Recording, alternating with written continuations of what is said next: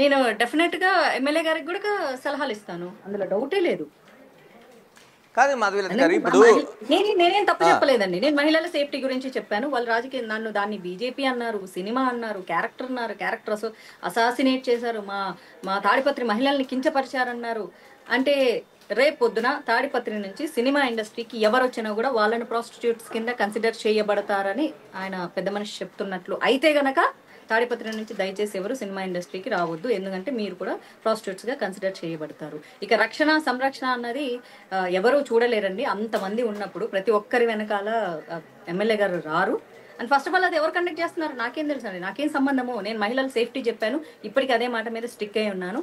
ఆయన భాష అంత కుసంస్కారంగా ఉంటే ఆయన సంస్కారం ఏంటన్నది ప్రజలు చూస్తున్నారు. ఇంక ఇంతకాలం బతికారు, ఇంకెన్నాళ్ళు బతుకుతారండి. ఈ వయసులో కూడా ఏదో కృష్ణారామ అని మంచి మాటలు మాట్లాడకుండా ఇలా నీచమైన భాష మాట్లాడుతున్నప్పుడు ఆయన గౌరవం, అంత గొప్ప గౌరవం ఆయనకు ఉన్నందుకు నాకు చాలా సంతోషంగా ఉంది. మాధవీలత గారు 31st ఏదైతే సెలబ్రేషన్స్ ఉన్నాయో మొత్తం ప్రపంచం అంతా చేసుకుంటుంది, అందులో ఆంధ్రప్రదేశ్ రాష్ట్రంలో చేసుకున్నారు, అనేక ప్రాంతాల్లో జరిగినాయి. ఎందుకు పిన్ పాయింట్ మీకు తాడిపత్రే కనిపించింది? ఏమో అండి, నాకు నాకు ఈ పాయింట్ ఆ పాయింట్ అలా ఏం ఉండదు. మాధవీలత అనే ఒక అమ్మాయికి ఒకటి ఏదైనా కనిపించింది అనుకో, నేను సోషల్ మీడియాలో చూస్తున్నప్పుడు స్క్రోల్ చేస్తున్నప్పుడు నాకు ఏదన్నా ఒక టాపిక్ ఇంట్రెస్టింగ్ గా అనిపించింది అనుకో, నేను మాట్లాడేస్తుంటాను. దాని వెనక జెండాలు ఎజెండాలు ఏమీ ఉండవు. నేను అనే ఒక అమ్మాయి, మీరు ఇప్పుడు ఆ తాడిపత్రం ఎందుకు మాట్లాడంటే నేను ఒక 1000 వీడియోలు చేశాను డిఫరెంట్ టాపిక్స్ మీద. మీరు దాని గురించే ఎందుకు చేశారు అంటే నాకు చేయాలనిపించింది, నేను చేశాను. లేడీస్ పార్టీ అర్ధరాత్రి ఎగరాలి, ఇప్పుడు మీరే ప్లే చేశారు. అర్ధరాత్రి ఆడోళ్ళు స్వేచ్ఛగా ఎగరాలి, పార్టీలు చేసుకోవాలి, డీజేలు 5 దినాలు ఈ దినాలు ఎగరాలి, స్వేచ్ఛ స్వతంత్రం అని చెప్పాడు. మరి అదే స్వేచ్ఛ స్వతంత్రాన్ని వాడుకొని నేను అమ్మ ఆడపిల్లలు మీరు సంరక్షణగా ఉండండి అంటే నన్ను ఆడపిల్లగా కన్సిడరేషన్ లోంచి తీసేశారండి ఆయన పెద్ద మనిషి. ఈ 2 నాలుకల ధోరణి ఎందుకు? ఆడవాళ్ళకి స్వేచ్ఛ కావాలని ఆయనే చెప్పారు, ఆడవాళ్ళు స్వతంత్రంగా ఎంజాయ్ చేయమని ఆయనే చెప్పారు, ఆడవాళ్ళు కాసేపు టైం పాస్ చేయాలని ఆయనే చెప్పారు, ఆడవాళ్ళు డీజే పెట్టుకొని ఎగరాలని ఆయనే చెప్పారు, ఆడది సేఫ్టీగా ఉండాలని మాట్లాడిన నన్ను పట్టుకొని బూతులు మాట్లాడారు.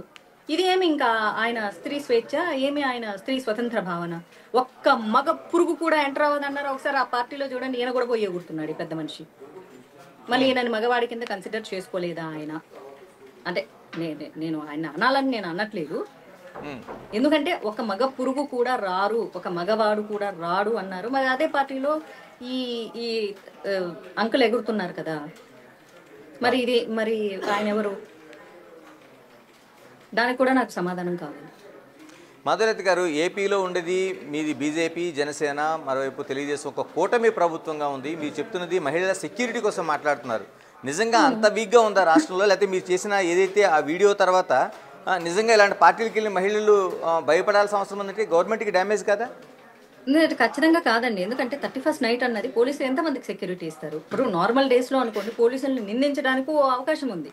31st నైట్ పోలీసులను నిందించడానికి అవకాశం లేదు. ఎన్ని చోట్ల జరుగుతుంది, ఎన్ని చోట్లకు పోతారు వాళ్ళు?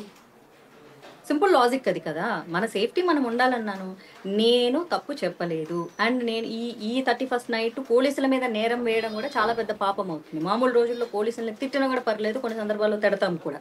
కానీ 31st నైట్ అంతమందికి సేఫ్టీ సంరక్షణ కల్పించడం పోలీసులకు కూడా చాలా అసాధ్యమైనటువంటి విషయము. అది ప్రపంచ దేశాల్లో అన్ని పోలీస్ డిపార్ట్మెంట్స్కి వర్తిస్తుందండి.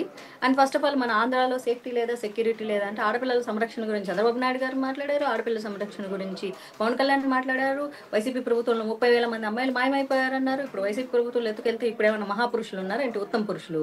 వీళ్ళు కూడా ఎత్తుకొని పోరని ఏంటండి గ్యారంటీ? ఎవరికి గ్యారంటీ? సీఎం గారు, ఉప ముఖ్యమంత్రి గారు, పోలీసులు ప్రతిరోజు అమ్మాయిల చుట్టూ తిరుక్కుంటూ కూర్చుంటారా ఏంటి? ఫస్ట్ అమ్మాయిలు కూడా మేము ఎంత జాగ్రత్తగా ఉండాలి, మా ఒళ్ళు మా మెదడు మా కంట్రోల్లో ఉండాలని వాళ్ళు కూడా జాగ్రత్తలు చూసుకోవాలి కదా. పైగా ఇక్కడ మెన్షన్ చేయాల్సి వచ్చింది ఏంటంటే ఒక్క మగ పురుగు కూడా రారు అన్నప్పుడు మరి వాళ్ళ కుటుంబ సభ్యులు